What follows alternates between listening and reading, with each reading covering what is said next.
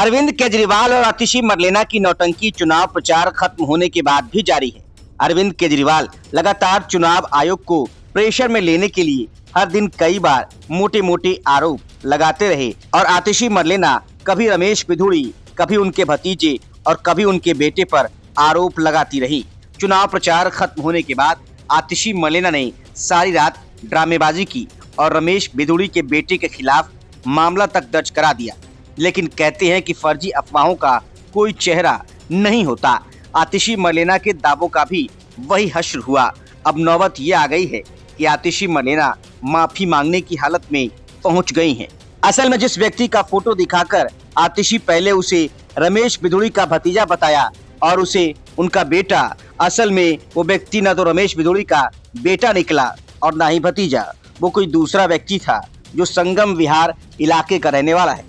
आतिशी ने देर रात GPS location के साथ एक युवक की तस्वीर शेयर की और दावा किया कि वो रमेश बिधूड़ी के भतीजे मनीष बिधूड़ी हैं और कालकाजी सीट पर घूमकर चुनाव को प्रभावित करने की कोशिश कर रहे हैं। कुछ देर बाद उन्होंने इस तस्वीर को दोबारा पोस्ट करते हुए दावा किया कि मनीष बिधूड़ी रमेश बिधूड़ी के भतीजे नहीं, बेटे हैं। उन्होंने लिखा, मुझे अभी पता चला है कि मनीष बिधूड़ी जी श्री रमेश बिधूड़ी जी के बेटे हैं, भतीजे नहीं। आतिशी के दावे के बाद दिल्ली पुलिस ने मनीष बिधूड़ी के खिलाफ शिकायत भी दर्ज कर ली। हालांकि मनीष सिसोदिया के साथ प्रेस कॉन्फ्रेंस में आतिशी ने माना कि जिसकी तस्वीर उन्होंने पोस्ट की थी वो ना तो मनीष बिधूड़ी है और ना रमेश बिधूड़ी के बेटे।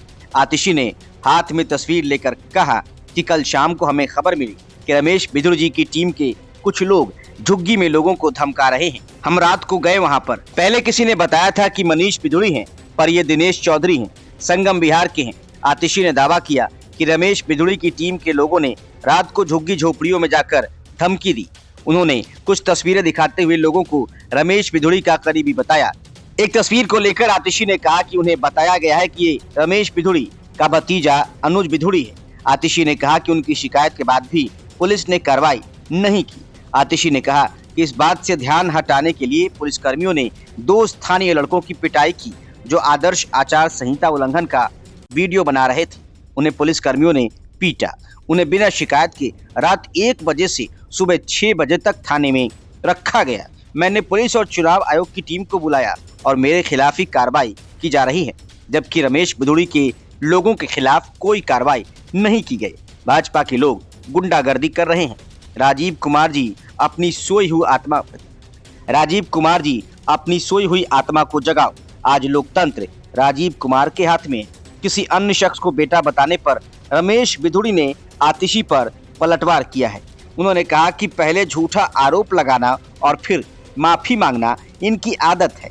रमेश बिधूड़ी ने कहा कि एक दिन पहले किसी और तस्वीर को मनीष बिधूड़ी बताया, अब किसी और को मनीष बिधूड़ी बताकर भतीजा कहा, फिर कह दिया कि वो रमेश बिधूड़ी का बेटा है। मैंने रात को ही ट्वीट किया कि आपको शोभा नहीं देता। मेरा एक बेटा वकील है, दूसरा विदेश में एक कंपनी में डायरेक्टर है। आपको ये शोभा नहीं देता। संवैधानिक पद की मर्यादा तार तार न करें। कितने लोग मेरे बेटे को जानते हैं, लोग तो समझ ही लेंगे कि ये रमेश बिधूड़ी का बेटा है। ये पहले आरोप लगाते हैं, फिर माफी मांगते हैं।